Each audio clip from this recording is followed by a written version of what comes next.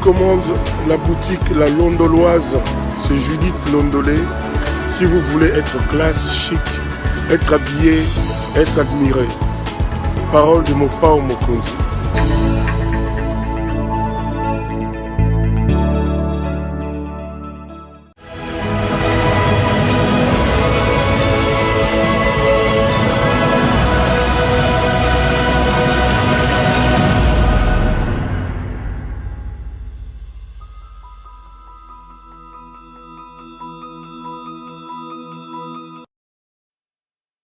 Madame, Messieurs, bonjour ou bonsoir et bienvenue à ce nouveau numéro de l'émission d'Écrit Info, ce magazine d'analyse d'actualité politique, sociale, économique et même juridique qu'on a lancé ici chez nous à CPL Télévision. On prend des questions importantes qui retiennent l'actualité dans plusieurs domaines.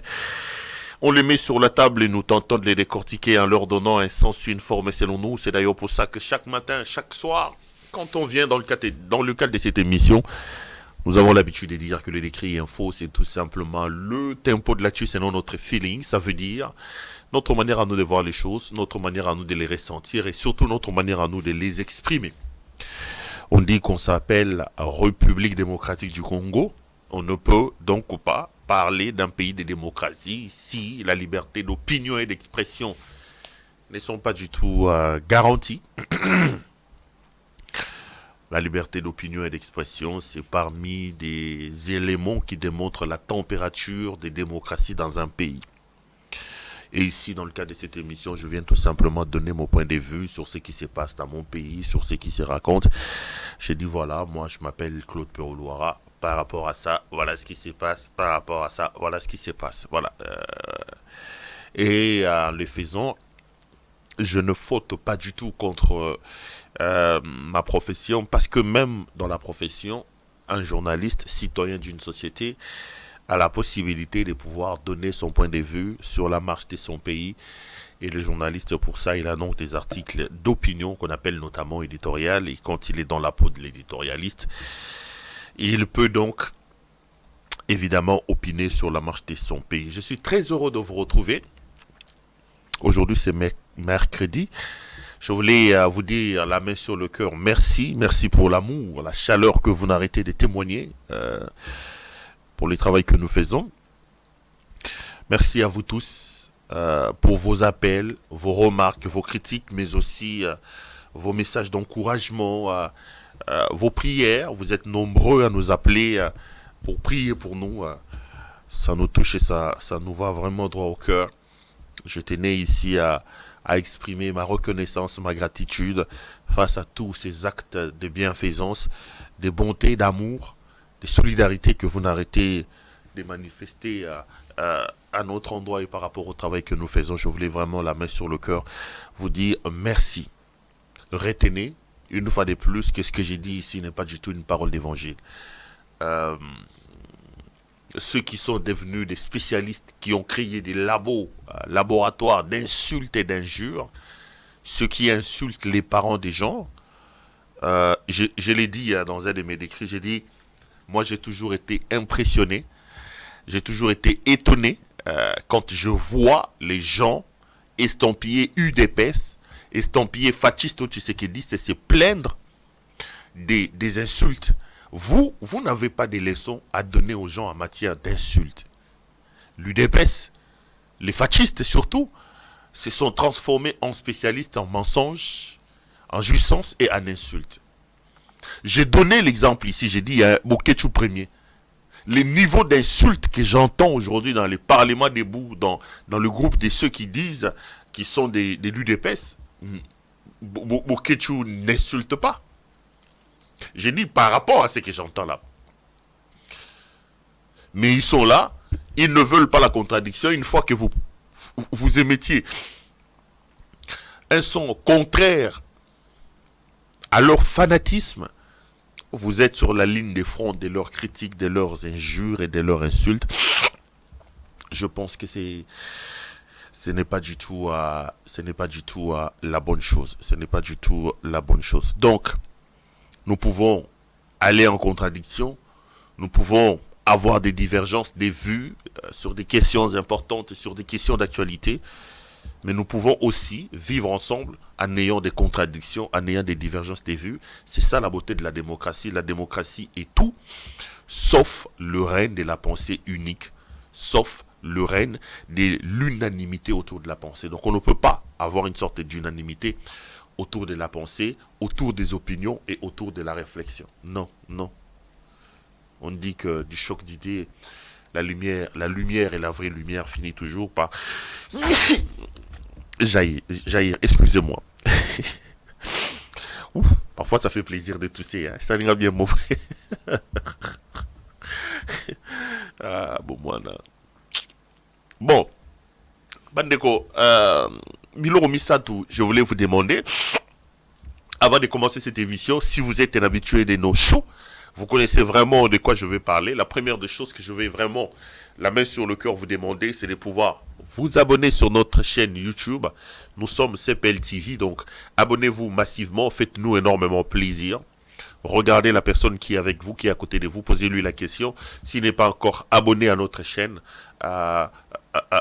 montrez-nous cette solidarité et cette marque d'amour en vous abonnant massivement. Abonnez-vous aussi à nos pages. Nous sommes aussi sur Facebook, Pero Luara officiel. Donc c'est ma page Facebook, vous pouvez aller vous abonner là-bas. On est aussi sur Twitter, @Pero Luara 1. Là aussi, vous pouvez aller vous abonner si vous voulez suivre les informations que nous publions. Nous sommes aussi à présent via ces canaux d'informations et d'actualité. Deuxième chose que je vais vous demander, c'est de pouvoir liker la vidéo, s'il vous plaît, aimer la vidéo et aussi partager-la. Et puis la troisième chose, c'est de vous demander d'appeler notre amie Judith Londolé Betoko Betoko Lilo. Judith Londolé, Moulati Kitoko Bilamba Kitoko Yemoro Kitoko. Judith est donc patronne d'une maison d'habillement homme qui s'appelle la Londoloise. Vous voulez avoir des très belles vestes, des chaussures, des cravates, des chemises, tout ce qui concerne l'habillement homme, n'hésitez pas. Appelez donc Judith Londolé Betoko. Son numéro, vous l'avez vu dans les postes publicitaires qui est passé avant et après. Et commandé. En passant, la chemise que je porte aujourd'hui est une fois aussi l'œuvre de la Londoloise. C'est donc notre ami Judith Londolé Betoko, partenaire des Dedans, qui nous habille encore ce matin. Je fais une émission hier sur le docteur Mukwege. Je faisais un peu la comparaison sur sa candidature. J'ai vu que beaucoup de vous ont aimé, beaucoup de vous ont appelé. J'ai reçu aussi beaucoup d'appels, surtout de nos compatriotes de l'Est de la République, les mamans, qui, comme moi, ont été scandalisés par les insultes de ce quidam, cet énergumène de l'UDPS qui était dans le Parlement debout en train d'insulter les docteurs Mukwege. Je l'ai dit, moi mon problème c'est de ne pas insulter Mukwege, mais moi mon problème c'est que il a extrapolé, il est allé loin dans ses insultes en touchant et en parlant de manière assez irrespectueuse et de manière assez désobligeante aux victimes quand il dit plutôt que j'ai vraiment trouvé que c'était déplacé, c'était craché sur des personnes qui sont des victimes, des pauvres femmes, des pauvres filles, des personnes pour lesquelles Mukwege a voué sa vie. Et j'ai reçu énormément d'appels de ces mamans-là. Beaucoup m'appelaient pour me parler en Swahili. Malheureusement, je ne connais pas les Swahili. Mais tout ce que j'ai compris, c'est qu'ils voulaient me dire accenti pour le décret d'hier. Je suis de cœur avec vous, chers compatriotes, chers mamans de l'Est et de la République. Et je vous demande tout simplement de rester debout. Je vous demande tout simplement de croire à l'avenir. Et je vous demande surtout de ne pas perdre espoir. Et vous qui me regardez, je voulais aussi vous rappeler que nous avons sérieusement des problèmes. Nous avons des problèmes dans la partie est de notre pays. L'est de notre pays connaît des situations très dramatiques. Il y a des femmes qui sont violées, il y a des femmes qui sont massacrées, il y a des femmes qui sont des hommes qui sont décapités, des villages entiers qui sont brûlés. Partout où vous êtes, nous devons nous tous réfléchir sur ce que nous pouvons faire pour notre pays. J'ai dit toujours, comme le disait ce président américain, à un moment donné, nous devons nous poser la question de savoir ce que nous, on peut faire pour notre pays avant que nous puissions être aussi exigeants et aussi attentistes sur ce que le pays peut faire pour nous. Parce qu'en réalité, je l'ai dit toujours, l'État, le pays sont des réalités abstraites. Ils ne sont que tributaires de ce que le peuple, les citoyens ont préalablement fait pour eux. Si les citoyens construisent un État fort, avec des institutions dignes, une justice indépendante, forte, capable de traiter tout le monde au même pied d'égalité, l'État construit de manière forte peut à ce moment-là rétribuer à ses propres citoyens ce que eux auront préalablement fait de lui. Mais si vous avez un pays en lambeaux, en miettes, cantonné au rôle des détournements et favoritisme comme ça se passe actuellement sous M. Félix-Antoine Tshisekedi, vous ne pouvez que vous attendre à ce genre de choses. Donc en réalité, c'est tout simplement malhonnête de dire que Mbo Kango Tote Kango. Donc l'Est de votre pays a des problèmes. Nos compatriotes de l'Est ont besoin de vous. Unissons nos efforts, travaillons pour que ce pays se trouve exactement bien. J'ai suivi ce matin le porte-parole du gouverneur militaire de la province du Nord Kivu. Je l'ai trouvé pas mal quand même. Il communique bien. Mais il y a un certain nombre de vérités qu'il a dites, qui contredit et qui mettent encore à nu les mensonges du président Félix-Antoine Tshisekedi. Je vous ai fait un décrit ici où je vous ai étalé les mensonges de Tshisekedi en vous disant que Félix Tshisekedi est véritablement un menteur. Concernant l'insécurité dans l'Est de la République, quand il est allé aux Nations Unies, Félix Tshisekedi nous a dit que nous n'avons plus d'armée, que cette armée-là n'était plus homogène, que cette armée-là était plusieurs corps dans un même corps. Il a même reconnu qu'il y avait des généraux qui ne répondaient plus à la hiérarchie de l'armée, mais qui avaient des ordres à côté. Moi, j'avais dit ceci. J'ai dit que c'est une honte pour le président de la République, surtout dans sa peau de commandant suprême.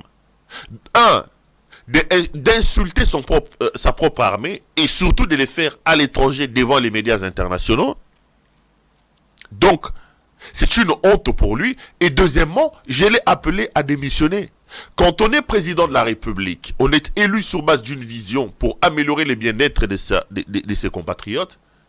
Et on a, par les fonctions qu'on occupe, l'obligation d'aider l'État à remplir certaines fonctions, certains rôles régaliens, notamment la défense de l'intégrité nationale, la défense de la sécurité à l'intérieur de ses frontières, l'organisation de l'État.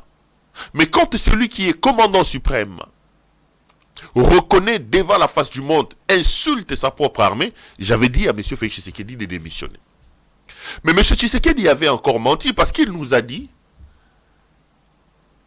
crachant pratiquement sur notre armée, que le recouvrement de la paix et de la sécurité dans l'Est de la République, désormais, n'était plus l'affaire de la République démocratique du Congo.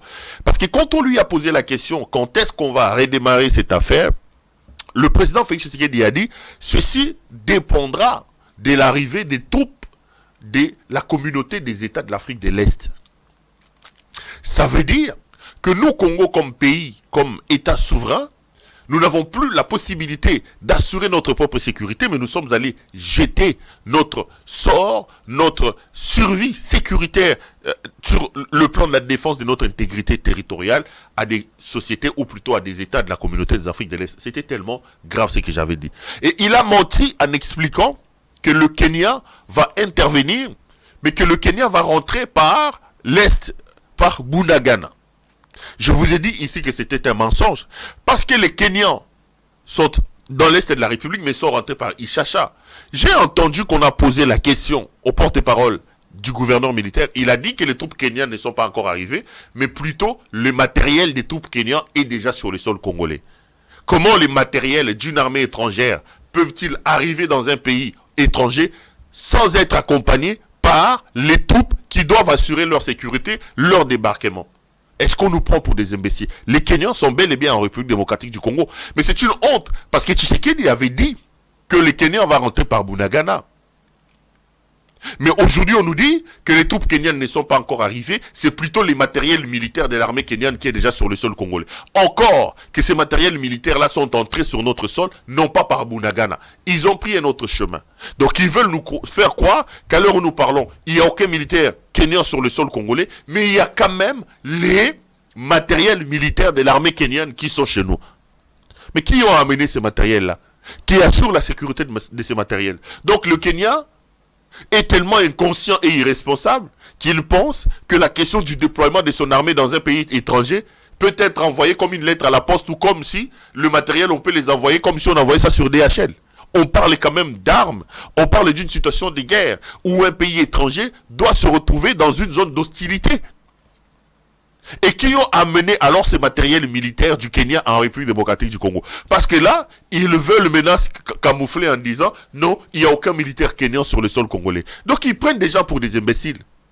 Ils disent qu'il n'y a pas de militaires kenyans chez nous, mais ils reconnaissent que non, les militaires, plutôt l'artillerie ou les matériels militaires le Kenya a seulement envoyé ces matériels. Mais il a envoyé ces matériels avec qui? Il les a envoyés par quelle voie? Par DHL?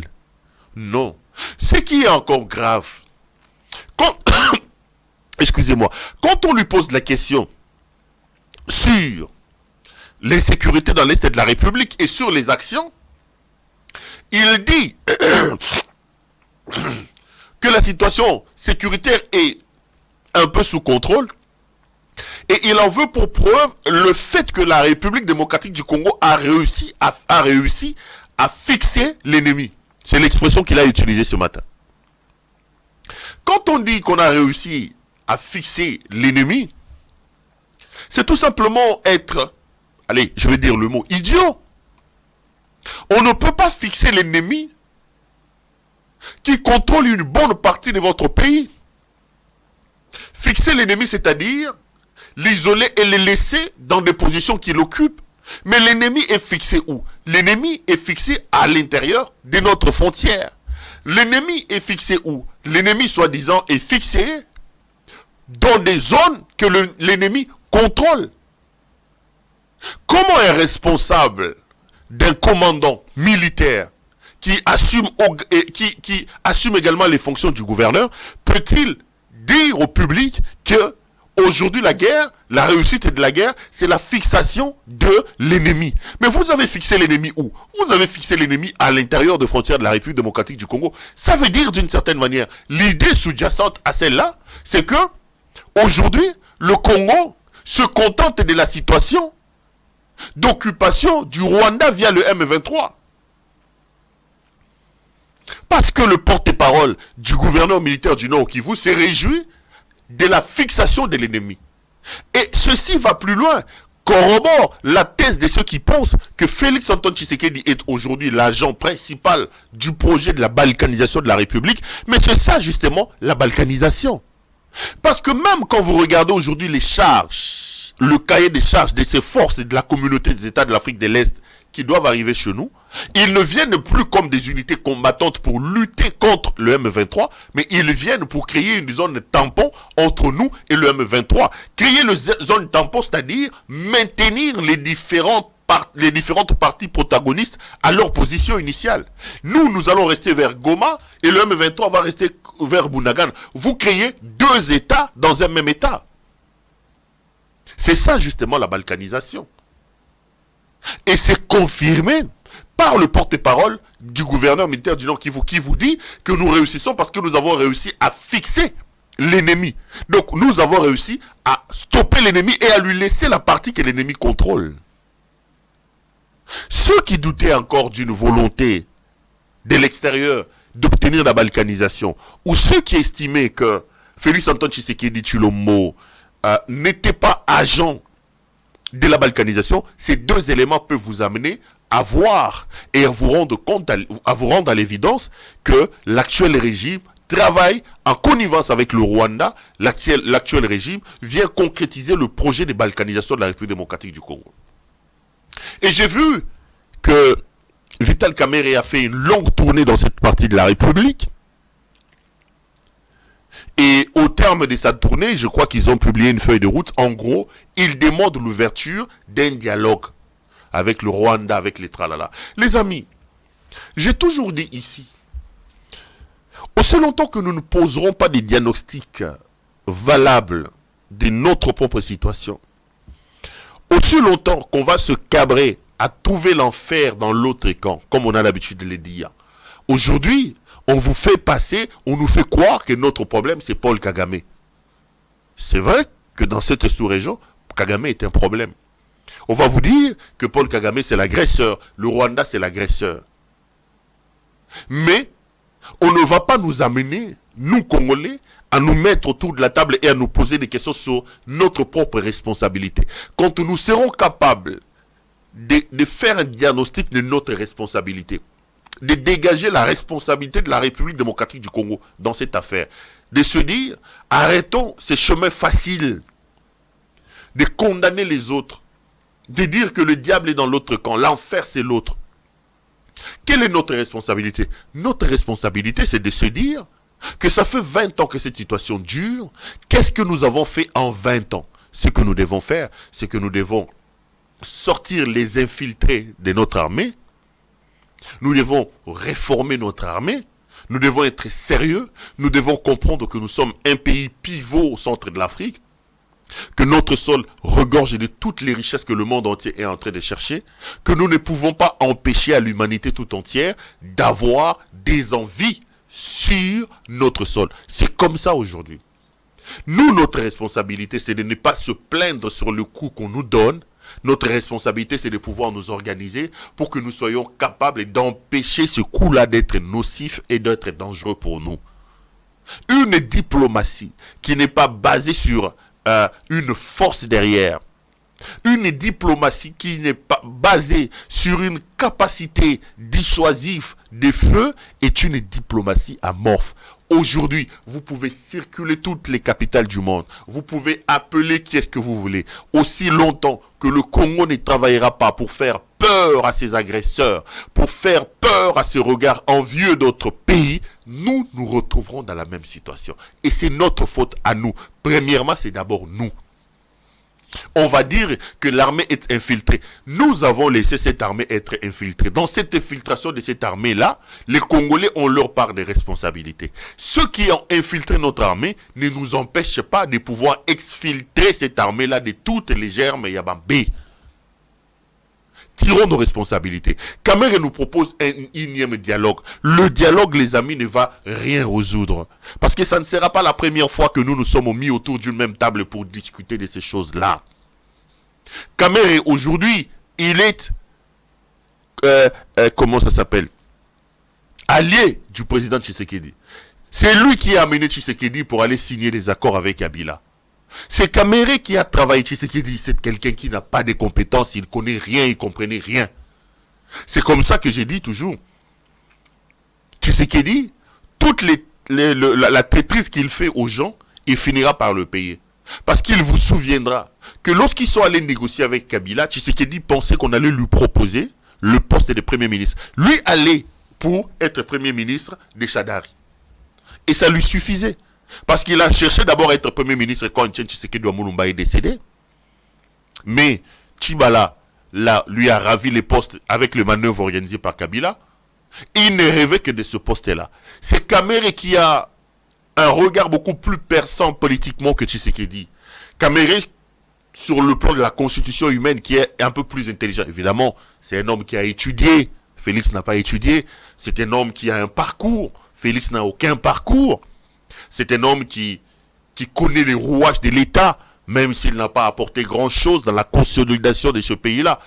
Les capacités intellectuelles de Kamere, Félix ne les a pas. C'est donc Kamere qui a négocié cette affaire-là et qui a drainé Félix au point de lui donner le pouvoir. Ils sont aujourd'hui au pouvoir 4 ans après.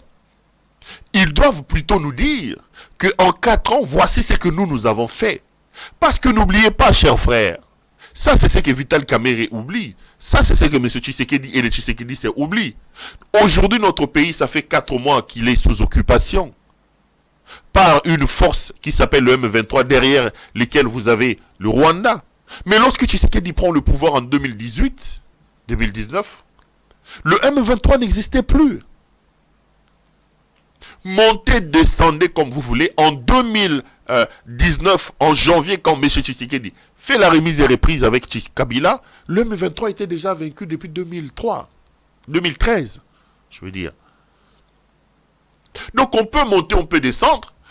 Malheur est de constater aujourd'hui que cette situation, qui était déjà un peu compliquée quand Kabila est parti, Aujourd'hui, cette situation est intenable. La situation sécuritaire dans l'Est de la République s'est beaucoup plus dégradée avec Tshisekedi que sans Tshisekedi. Et Kamere est dans cette logique-là. Et il est l'allié de Tshisekedi. Aujourd'hui, il nous amène une recette sur le dialogue. Mais il se trompe. Comment on peut croire à la sincérité du dialogue avec le Rwanda ou avec les autres, quand on sait que le nœud du problème aujourd'hui, c'est les accords que son allié Tshisekedi a signés. De manière assez irréfléchie, assez alambiquée, Félix Tshisekedi a vendu le pays en signant des accords secrets sur le plan sécuritaire, sur le plan économique, des accords que lui-même ne maîtrise pas. C'est la conséquence de ces accords-là, non maîtrisés, non compris par lui-même, qui nous amène aujourd'hui à cette situation. Il promet des choses qu'il ne maîtrise pas. Son problème à lui, c'est de marcher sur les tapis rouges. Quand Kamere appelle aujourd'hui au dialogue, même si on va vers un dialogue, le dialogue nous sera très difficile de pouvoir décanter la situation. La seule chose qui peut tenir aujourd'hui, si nous voulons avoir une solution dans la durée, c'est de nous organiser pour faire la guerre au Rwanda. Nous devons nous organiser pour faire peur au Rwanda. Nous devons montrer les capacités à pouvoir protéger militairement ce pays-là. Malheureusement, en 4 ans, le constat amer est là. On ne peut pas compter sur Tshisekedi. Il n'a pas de compétences en 4 ans. Au lieu de nous permettre d'avancer vers la pacification de l'Est de la République, Tshisekedi nous a plutôt amené à reculer de plusieurs kilomètres. Et aujourd'hui, il a tellement mal géré la situation. Il a tellement été floué par ses pairs de la sous-région et ses pairs des pays voisins, qu'il a compliqué davantage une situation qu'il avait trouvée beaucoup mieux que ce que lui il est en train de montrer aujourd'hui. Qu'on monte, qu'on descende, la responsabilité du Congo, c'est de se poser des questions, c'est de trouver des solutions, et par-dessus tout, c'est de nous organiser pour que Félix Antoine Tshisekedi Tshilombo quitte le pays. Notre solution d'urgence, c'est celle-là. Organisons-nous pour se dresser contre Tshisekedi et pour les chasser. Les amis, l'actualité dans le pays reste dominée par la guerre qui était un peu froide entre d'un côté Félix Tshisekedi et de l'autre Moïse Katumbi, mais aujourd'hui, ça prend de plus en plus les allures d'une guerre ouverte. Il y a des députés de Katumbi qui ont fait une déclaration ce matin à Kinshasa, une quarantaine à peu près, qui annoncent leur décision de quitter Katumbi, qui réitèrent leur soutien au président Félix Antoine Tshisekedi Tshilombo. J'ai vu qu'il y a des commentaires à gauche et à droite, mais je vais d'ailleurs vous proposer, avant que je donne mon point de vue là-dessus, un petit élément de Mike Mukebai, mon ami Mike Mukebai, qui sera d'ailleurs invité. J'aurai une interview demain avec Mike Mukebai, donc prenez rendez-vous. On a déjà calé ça. Mais je l'ai vu ce matin passer dans une émission de mon jeune frère Jean-Pierre Kaïmé, à la Balkanisation TV. Non à la Balkanisation TV. Suivez ce petit extrait, ça vous permet d'être dans le bain, de planter le décor de ce qui se passe. Je reviendrai, je donnerai mon point de vue. Si la réalisation est d'accord avec moi, si Jason est d'accord avec moi, suivons d'abord M. Mike Mukebai. L'État dit devant la presse internationale, France 24, RFI, qu'il a déjà commencé la mise en œuvre du projet de soins de santé gratuits. Ah oui, la Chef gratuité de la d'État. santé. Oui, il a dit ça. Il l'a dit. Lui, il l'a dit, mon Dieu. Et vous voulez que moi je répète ça aux Congolais? Lui, il peut le dire à New York. N'est-ce pas que le femme a avec insouciance. N'est-ce pas que le femme non, a lui, il ici. peut le dire à New York avec insouciance. Vous voulez que moi je répète ça à Kinshasa? Il a menti. Aux Congolais. Ce projet a commencé où? De soins gratuits, de soins de santé gratuits. Où? Et le dit devant France 24. Moi, je peux le dire à Kinshasa. Si Bagobet est ma banque. Hein? Alors, de regretter quoi? De regretter quoi? De regretter de se séparer d'un chef d'État qui est incapable d'envisager, d'assumer la souveraineté, l'intégrité territoriale et qui se plaît à dire devant les médias internationaux, ah oui, le Kenya arrive, hein? Et d'ailleurs, ils vont entrer par Bunagana. Ils livrent même des informations qui ont été discutées à un haut niveau. C'est pas à lui de donner ces informations-là. On va parler et puis, de tout ça. Parlant du M23, quand ils vont entrer là-bas, moi, les sorts du M23, mon Dieu! Après cette longue présence de la MONUSCO qui n'a rien donné, voici un chef d'État qui croit que de troupes étrangères vont venir ici et régler le problème à notre place. Et j'ai dit d'abord à Augustin, parce qu'il insiste pour que nous partagions le bilan. Oui, vous repartagez le Voilà, bilan. au moins il y a la trentaine qui veut partager le bilan avec lui. Mais allons-y maintenant, Toudou. On va partager le bilan. Je voudrais qu'on commence par partager sa grosse Land Cruiser à 115 000 $. C'est aussi un bilan, non? 4 ans de pouvoir. Il est sur la banquette arrière d'une grosse Jeep full option. Augustin Kaboya roule avec une Jeep à 115 000 $. Mais la Land Cruiser full option, là, chez CFAO, c'est combien? 115 000 $. S'il veut qu'on commence par là, moi, je suis d'accord avec lui. Parce que ça aussi, c'est le bilan, non? C'est le produit, une acquisition de 4 ans de pouvoir. Avant, il était dans des véhicules modestes, il passait inaperçu. Qu'on commence par partager ça. C'est qu'ils ont pris au peuple congolais. C'est qu'ils ont pris. Lui, il est rémunéré où? Pour avoir une Jeep à 115 000 $. Il est chef d'un parti. Chef d'un parti, les partis le rémunèrent à quelle hauteur? Il peut nous montrer Le sa parti, il y a des rémunération? députés, des mandataires, des Ah ministres. oui, ils vous ont dit ici déjà que ce qu'ils payent, ce qu'ils versent ne suffit pas pour déboucher les toilettes. Il y en a un d'entre eux qui vous l'a dit, non? Sur la page publique. Chilum. Oui. Je conseille Chéribin. Chéribin, il est temps. Si tu veux préserver ta carrière politique, il est temps que tu démissionnes de ces gouvernements. Je te le conseille. Plutôt que d'aller te faire humilier par ce gens qui touchent 21 000 $. Il est temps. Tu connais la réalité de cette assemblée, qu'elle obéit à l'œil et au doigt à un individu, que c'est une assemblée corrompue, pourrie, je dis pas. Merci beaucoup à notre ami Jason qui est de l'autre côté de la régie. Là, vous venez de suivre l'honorable Mike Mukeba Nkosu, député provincial, élu à Kinshasa, à Lingwala, dans la circonscription électorale donc de Lingwala, membre d'ensemble de Moïse Katumbi, qui disait « J'ai suivi un peu ces députés, une quarantaine à peu près. Ils disent, ils réitèrent leur soutien à son Excellence, Monsieur le Président de la République, selon leur déclaration, Monsieur Félix-Antoine Tshisekedi. Et ils se désolidarisent des propos tenus par Olivier Kamitatou, qui peignait un décor assez noir de la situation dans le pays, en évoquant l'insécurité dans l'Est de la République, les problèmes sociaux, tout ça. 3, ils font la différence entre Ensemble pour la République de Moïse Katumbi, son parti politique, et l'ancien Ensemble auquel eux ils ont participé. Ils disent que c'est différent. En clair, ils se sont désolidarisés du parti de Moïse Katumbi. Je vais d'abord prendre le volet de la pratique. Ni plus ni moins, nous sommes ici dans un processus de débauchage. Et quand je vous dis que Tshisekedi est tout simplement la copie ratée de la Kabylie, parce que, pourquoi j'ai dit raté? Parce que j'aurais voulu même que Tshisekedi soit la copie tout crachée de Kabila. Mais Tshisekedi est plutôt la copie écornée de la Kabylie parce que il fait pire que ce que Kabila était en train de faire. Il veut pratiquer la Kabylie, mais avec beaucoup d'incompétence, beaucoup d'inintelligence, beaucoup d'insuffisance, évidemment, liée à sa propre personne. Je ne peux m'expliquer, chers frères, qu'aujourd'hui, quelqu'un qui est issu de l'UDPS puisse pratiquer le débauchage qui a été une des recettes de Kabila, mais qui, malheureusement, a montré ses limites. L'UDPS a été victime plusieurs fois du débauchage. Il vous souviendra qu'aujourd'hui, dans ce pays-là, nous avons plusieurs UDPS.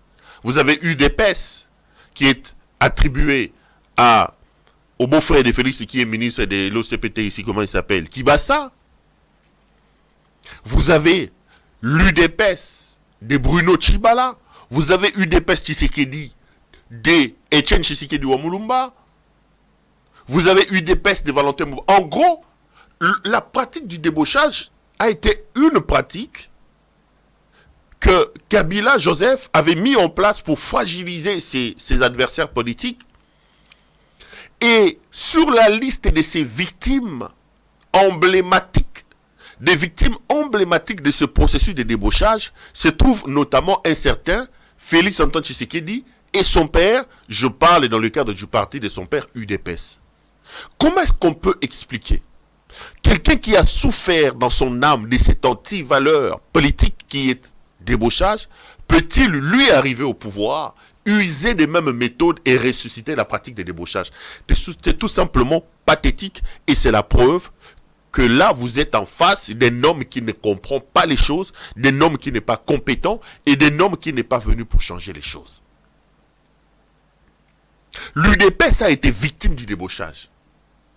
L'UDPS a subi dans son âme, dans son corps, les effets néfastes du débauchage mis en place par Kabila. Je ne peux donc pas comprendre, je ne peux donc pas expliquer que le fils de Etienne Tshisekedi Mulumba arrive au pouvoir et qu'il ressuscite, qu'il s'adonne à la pratique du débauchage. C'est comme ça que j'ai toujours dit que Tshisekedi fait la honte de son père. Félix Tshisekedi n'a rien d'Etienne Tshisekedi Mulumba sauf son nom. Et j'ai toujours dit à ceux qui se présentent aujourd'hui comme tshisekédistes ou comme néo-tshisekédistes, je vous dis que ce qui s'est fait aujourd'hui au pays, ce n'est pas le tshisekédisme, c'est le fascisme. Le tshisekédisme était une idéologie qui prônait le peuple d'abord, ça veut dire l'intérêt supérieur de nous tous passe devant les intérêts individuels, et qui prônait l'état des droits. Un état construit sur base des principes applicables à nous tous de la même manière. Ça, c'est le tshisekédisme. Mais ce qui se passe aujourd'hui, c'est le fascisme. Le fascisme, c'est le recours à des méthodes archaïques. Le fascisme, c'est l'incompétence, c'est l'irresponsabilité, c'est la jouissance installée au sommet du pays. Le fascisme, c'est les détournements, c'est le rame, c'est les 100 jours. Le fascisme, c'est le scandale des scandales. Le fascisme, c'est la théâtralisation de la justice. Une justice instrumentalisée, théâtralisée, qui n'existe pas aujourd'hui. Voilà la différence entre le tshisekédisme et le fascisme.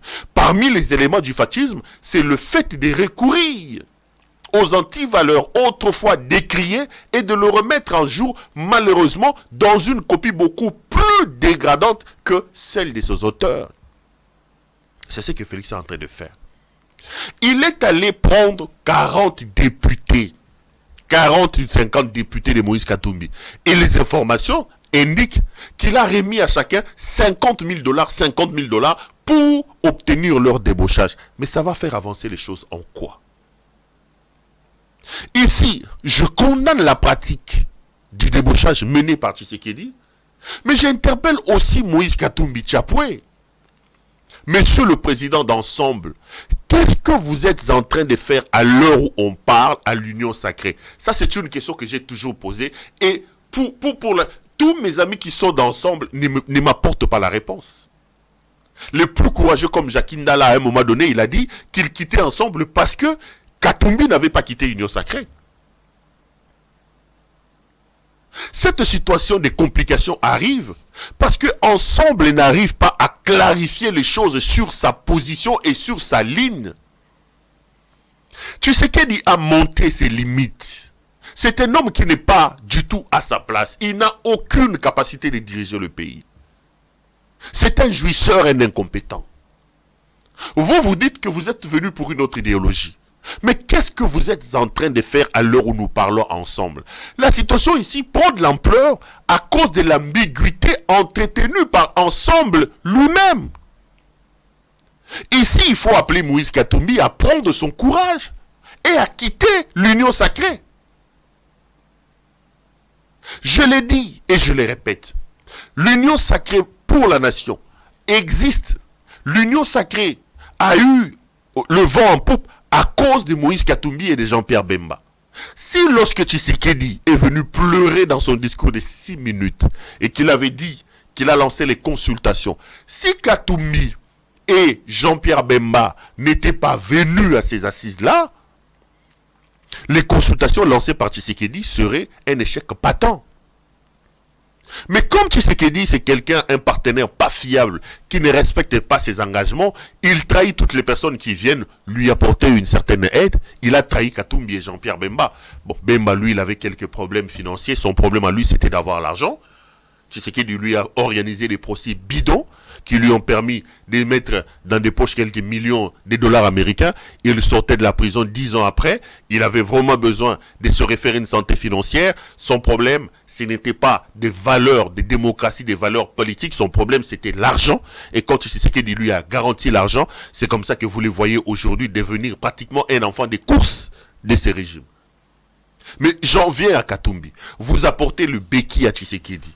Après Tshisekedi vous trahit, après on commence à vous insulter. J'ai posé la question de savoir qu'est-ce que Katumbi est en train de faire. Rappelez-vous, si vous êtes un fidèle auditeur ou téléspectateur de ces émissions, cette affaire de débauchage, je l'avais déjà analysée. Parce qu'il y a eu des gens qui sont venus me contredire en me disant, écoute, si Katumbi quitte aujourd'hui l'Union Sacrée, il va se fragiliser parce que on a déjà pris contact avec ce ministre, on va débaucher les députés. J'ai dit, mais si Tshisekedi va sur ce terrain de débauchage, il fait une erreur. Parce que la pratique du débauchage a montré ses limites. Kabila a pratiqué les débauchages, aujourd'hui il n'est pas au pouvoir. Et Tshisekedi wa Mulumba, il demande aux gens de ne pas aller s'enrôler en 2006 et de ne pas voter. Et il y a des gens qui ont été débauchés et qui sont allés voter. Tshisekedi est toujours resté. Nous arrivons en 2011.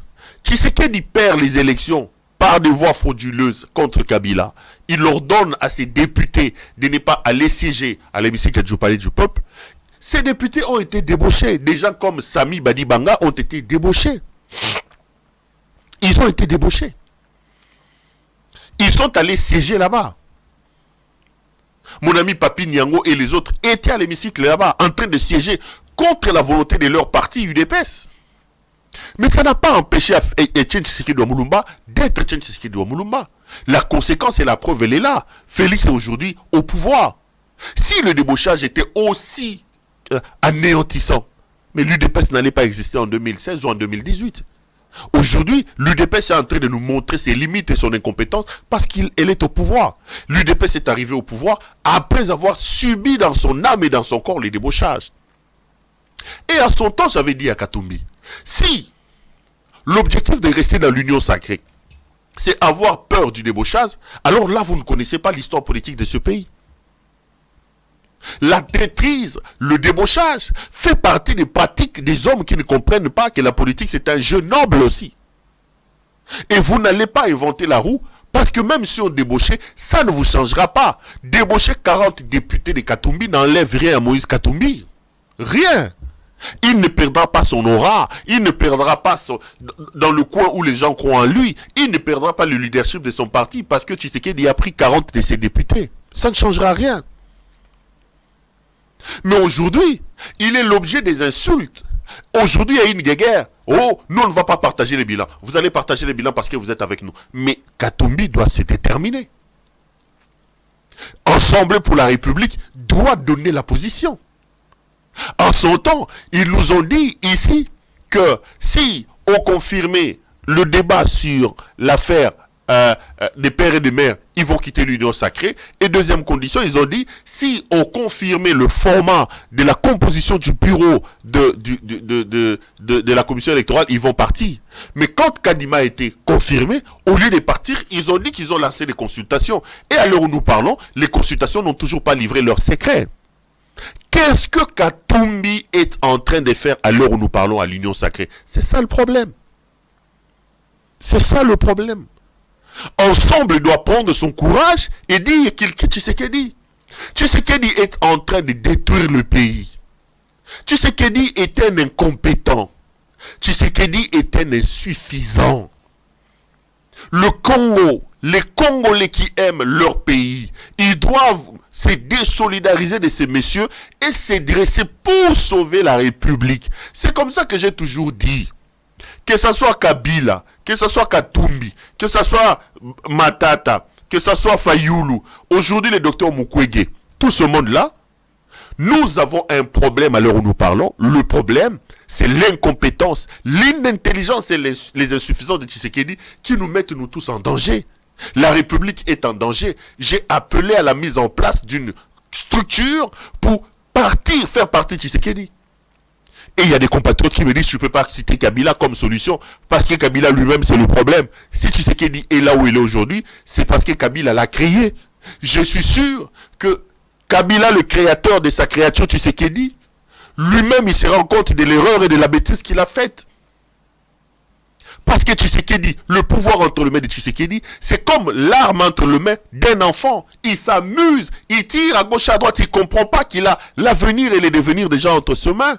Les Congolais qui aiment leur pays, ils doivent se mobiliser, se dresser contre cette incompétence installée à la tête de notre pays. C'est ça le problème. Mais aussi longtemps que Katumbi et son ensemble afficheront cette ambiguïté autour de leur présence ou non, autour de M. Tshisekedi, ça n'aide pas la République. La conséquence, elle est là. Les ministres de Katumbi ont été tous débauchés, pour la plupart. Cet incompétent ici qui est au ministère de l'Enseignement supérieur, qui a tout le temps des problèmes avec le professeur Moïne Donzangi, il a été débauché, il a même créé son parti politique. C'est monsieur qui ne rêvait que de toute sa vie à être ministre à Tundula. Un intellectuel rompu en qui je croyais. Lui aussi, il est en train de se faire drainer comme un petit gamin par Félix Tshisekedi.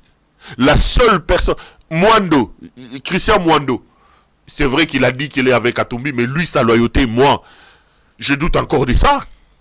Il a montré les signes que c'était pas un homme loyal. On ne pouvait pas lui faire confiance en termes de loyauté aveuglément. La seule personne qui reste encore fidèle à Katumbi, dans ce gouvernement, c'est Chéribé Okende. Et d'ailleurs, on est en train de s'organiser pour le déchoir avec une motion.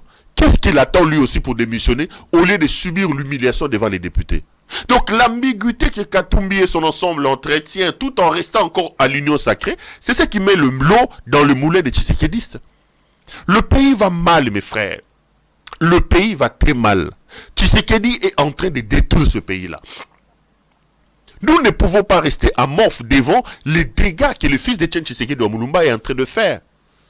Et je ne m'explique pas l'ambiguïté entretenue par ensemble des Katumbi. La conséquence est là. En son temps déjà, j'ai dit toujours ce que j'ai dit ici. Contestez comme vous voulez. Insultez-moi pour ceux qui ne croient pas en moi. Mais l'avenir me donne raison et de plus en plus je suis prophète. Je viens ici, je vous dis, les États-Unis d'Amérique sont en train de préparer des sanctions contre les hommes de Tshisekedi. On m'a insulté ici. Tout le monde m'a insulté. Hey, il a menti. Ils sont même allés chercher une chargée d'affaires de l'ambassade des États-Unis qui l'ont amené chez Denis Kadima pour qu'il contredise ce que j'ai dit. Tout le monde est clair aujourd'hui que la liste s'est même étoffée. Il y a des très proches de Félix Tshisekedi qui ont été ajoutés. Il y a deux catégories de gens qui seront frappés dans leur implication dans cette escroquerie qu'ils ont organisée avec Dan Gettler et d'autres à cause de l'affaire Mirou à la CENI.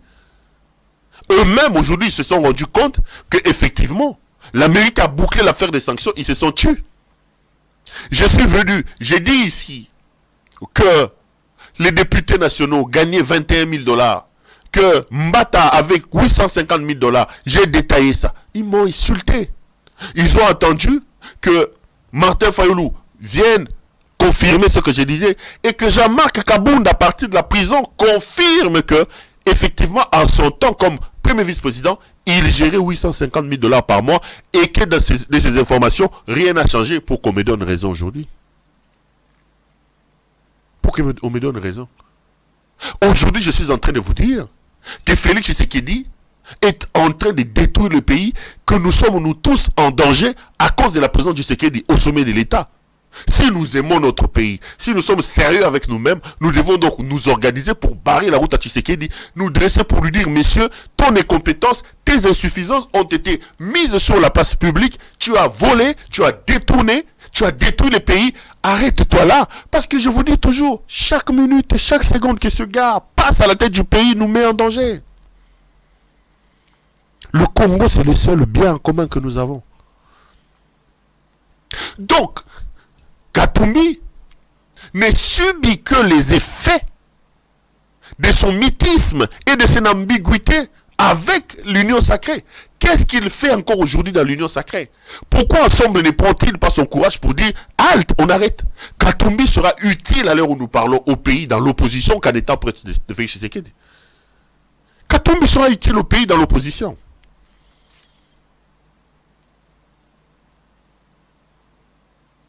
Quand Augustin Kabouya ouvre la bouche, c'est pour vous dire qu'écoutez, nous allons partager le bilan avec Katumbi, que Katumbi n'est pas honnête.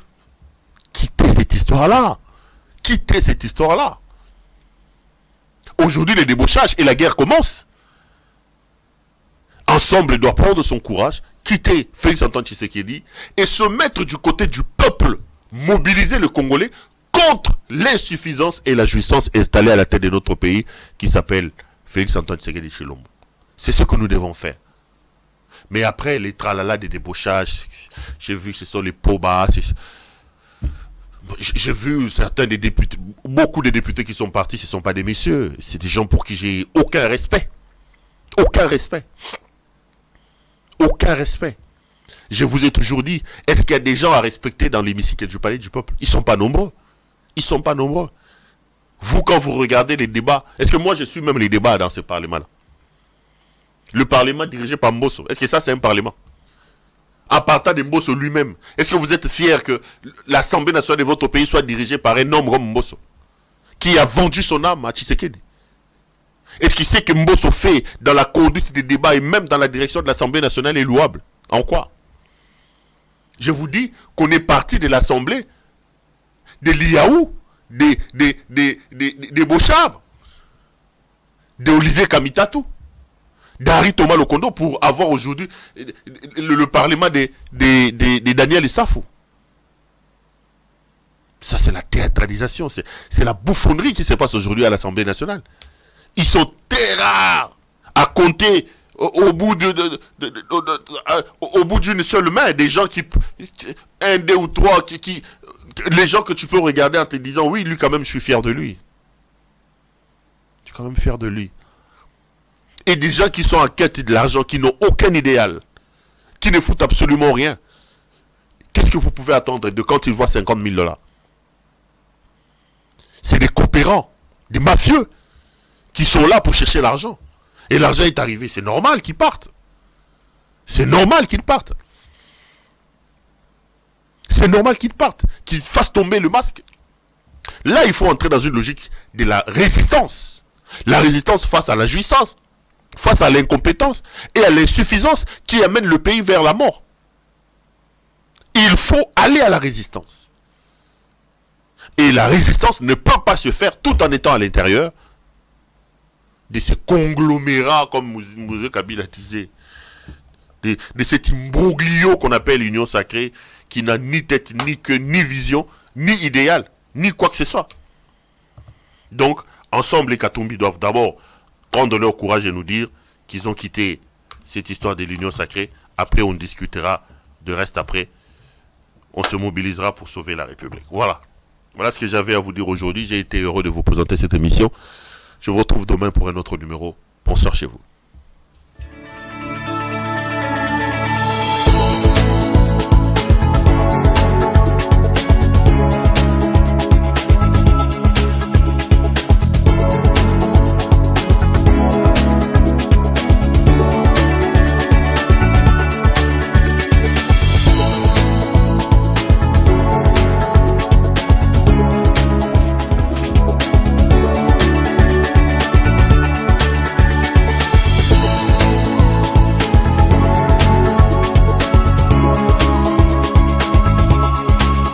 Je vous recommande la boutique La Londoloise, c'est Judith Londolé. Si vous voulez être classe, chic, être habillé, être admiré. Parole de Mopao Mokonzi.